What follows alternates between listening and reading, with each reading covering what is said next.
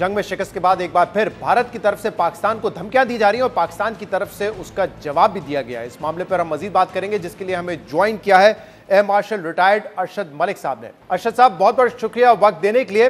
अरशद साहब, वजीर दिफा भारत के, उनके एयर चीफ, उनके आर्मी चीफ, उनका 24 घंटे के अंदर बयानात आना जिसमें वो पाकिस्तान को दोबारा धमकियां दे रहे हैं, पाकिस्तान को नक्शे से मिटाने की बात कर रहे हैं। इस पॉइंट पे इनके बयानात को आप कैसे देखते हैं? क्यों ये बयानात आ रहे हैं? बिस्मिल्लाह रहमान रहीम। शहजाद भाई, good to be with you. पहली बात तो ये है कि ये बड़ा ही गैर मुनासिब और गैर मुनासिब रवैया भी है और बयानात भी हैं, और ये एक सीरीज ऑफ बयानात आ रहे हैं जिसमें मुझे भी तशवीश है और हम सबको तशवीश होनी चाहिए। हम एक अमन पसंद मुल्क जरूर हैं, लेकिन हम अपनी सॉवरेनिटी पे किसी वक्त भी कोई चैलेंज कबूल नहीं कर सकते।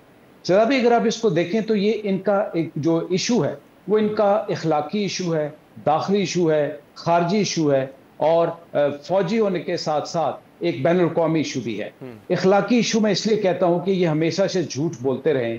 आपको याद होगा कि प्रसाद भारती ने जब कहा 8 मई की रात को कि हमारे एक बहुत बड़े आर्मी के जिम्मेदार अफसर को अरेस्ट कर लिया गया है, फिर जो भारतीय स्टेट ओन्ड ब्रॉडकास्ट है उसके ऊपर से खबर चली कि कराची के ऊपर हमला करके तबाह खुदा ना खास्ता कर दिया गया, फिर लाहौर के करीब एक बंदरगाह।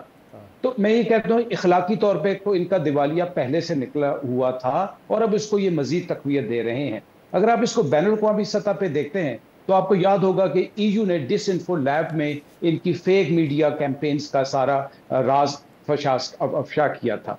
अगर आप इसको दाखिली लिहाज से देखते हैं तो हर लिहाज से जो नरेंद्र मोदी साहब हैं वो तनज़ली का शिकार है, और मेरे ख्याल में चंद दिनों की बात है, बिहार के इलेक्शन आने वाले हैं, दूध का दूध पानी का पानी हो जाएगा। और वो अगर आप याद करें तो नरेंद्र मोदी साहब भी साने 9 मई के बाद जंगबंदी के भी 2 दिन बाद सरफेस पे आए थे।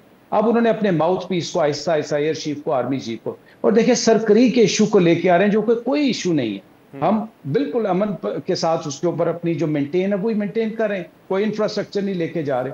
अगर आप इनको यूनाइटेड नेशन और इलाकाई महाज पे देखते हैं तो वहां पे हम बार बार ये कह चुके हैं कि आइए कोई गैर जानबदार मुल्क ले आए, आप अपने प्यारे मुल्कों को ले आए, अपने चाहने वालों को ले आए, गैर जानबदार इंक्वायरी कर लें, दूध का दूध पानी का पानी हो जाएगा। इसलिए मुझे तशवीश है कि इस फाशिस्ट सोच के आदमी से आप कुछ भी तवक्को कर सकते हैं, जिसके लिए हमें मोहतात और प्यार रहना पड़ेगा।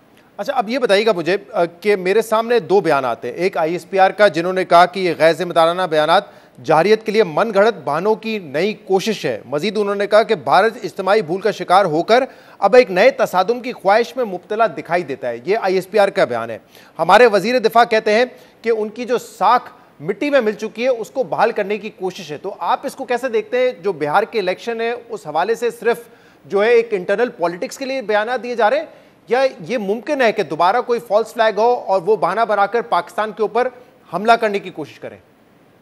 मैं पूरे यकीन से आपको ये बता सकता हूं कि किसी वक्त भी फॉल्स फ्लैग ऑपरेशंस हो सकते हैं, और मेरा ये भी मानना है कि ये फॉल्स फ्लैग ऑपरेशन की बाउंड्री इनके अपने मुल्क में भी हो सकती है, जिसका सारा मलबा यहाँ पे डालेंगे। बिकॉज अल्हम्दुलिल्लाह अब दुनिया ने तस्लीम कर लिया है कि पाकिस्तान टेरर स्पॉन्सर कंट्री नहीं है, और इसी फ्लैग ऑपरेशन को ये पाकिस्तान के अंदर भी स्ट्रेच करेंगे। बट मेरे ख्याल में ये हमारे जो बयानात हैं बिल्कुल सही, मुनासिब, और अगर आप इनके मीडिया को देखें शहजाद भाई, इनके क्या है, 900 के करीब तो टीवी चैनल हैं और मिलियंस ऑफ लोग हैं, फिक्शन राइटर सारे इन्होंने इकट्ठे किए हुए हैं, तो उन्होंने कुछ ना कुछ तो करना है। तो ये बड़े ही गैर मुनासिब सोच के तहत एक बयानिया डेवलप कर रहे हैं जिसके कॉन्सिक्वेंसेस इनको भुगतना पड़ेंगे, ये शायद उसको नहीं सोच रहे। और जो ये फिक्शन राइटर्स हैं, इनके मीडिया वाले, उनको स्टोरीज तो जो फीड की जा रही हैं वो तो उनकी क़यादत की तरफ से की जा रही हैं।